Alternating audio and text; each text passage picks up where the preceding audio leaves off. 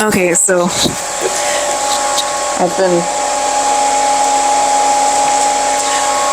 I've been having some dreams and stuff since like right before the new year, and I figured I would get them out, get them talked about. Because like what I figure they mean could be incorrect, and I'm gonna put this fluffy, foamy thing on here.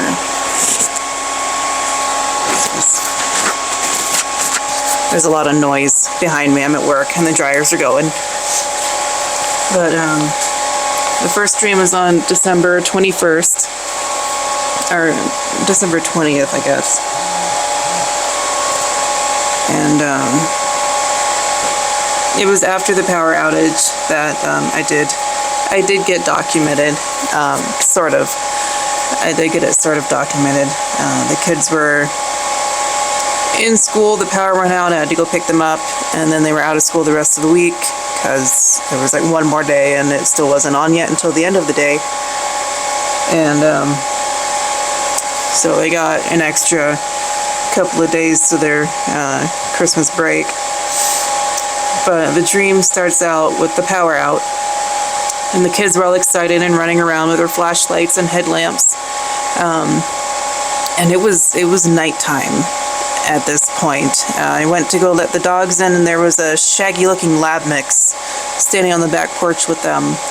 And it just meandered its way in. When I let my own dogs in, the lab mix was wearing a blue raincoat jacket type thing.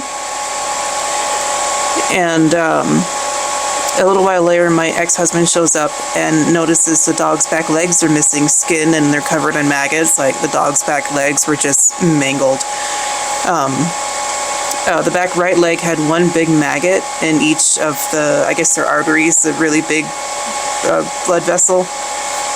And the dog had a collar with a name tag shaped like a guitar. It had a name on it, but I couldn't read it. It had information printed on it, and a design on the guitar itself. Just like filigrated. It was kind of a folksy design with the filigree on the guitar. And anyway, the dog and our dogs were like instant best friends. There was no fighting, there was no sniffing and growling or anything like that. And the dog and the kids, like, they did great together. The dog couldn't get up and run around because his back legs were mangled suddenly. And then the next day, we get it to the vet, and it's set to make a full recovery. It's got to have his back legs wrapped up. There was a lot of skin missing, and I guess some bone was removed with the skin, but it was going to make a complete recovery, and like it was up walking around and stuff. I never did notice a gender to this particular dog. And it seemed like it was at home. It was like this dog was supposed to be ours, and it had been ours already. So we just kept it, and then the power came back on, and everything was well with the world. And then I have some notes here that I did today as I was rereading this dream.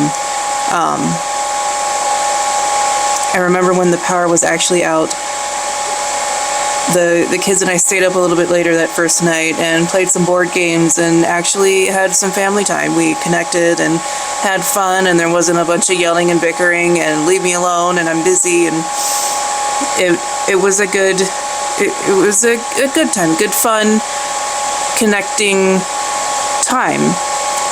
And then Mr. Emmett wanted me to read him Bible stories, and he actually laid down and listened to the stories. Usually when he asks me to read to him, he's up running around doing whatever, just being crazy. And I think it might be having the TVs going make him make it hard for him to focus. I know that it makes me makes it hard for me to focus when the TVs are going constantly. I do have to turn them off eventually.